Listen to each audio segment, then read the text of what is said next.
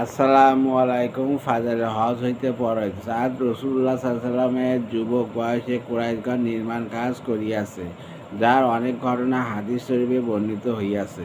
রসুল্লাহ সাল্লামের বয়স তখন 25 বছর ছিল, কেউ কেউ 35 বছর বলিয়াছে। তখনকার নির্মাণ কাজে রসুল্লাহ সাল্লামও অংশগ্রহণ করিয়াছেন। তিনি আপন কাঁধের ওপর পাথর বহন করিয়া আনিতেন।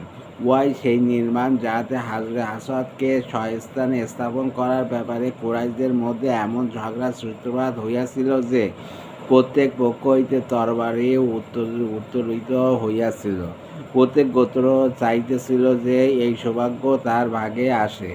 রসুল্লাহ সাল্লাম উহার অতি সুন্দর সমাধান দিলেন যে নিজের চাদর মুবারকের ওপর উহাকে রাখিয়া বলিলেন, প্রত্যেক গোত্রের একজন করিয়া লোক এই চাদরের কিনারা ধরিয়া লয়। এভাবে কাবা শরীফের নিকট পর্যন্ত পৌঁছার পর বলিলেন, তোমরা সকলের পক্ষ হইতে আমাকে তোমাদের প্রতিনিধি নিযুক্ত করিয়া দাও, আমি উহাকে উঠিয়া দেয়ালের ওপর স্থাপন করিয়া দিব।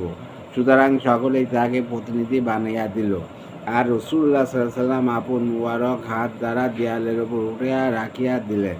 কুরাইশগণ এই নির্মাণ কাজের সময় এই অঙ্গীকার করিয়াছিল যে এই নির্মাণ কাজে সন্দেহজনক উপার্জন ব্যবহার করা হইবে না।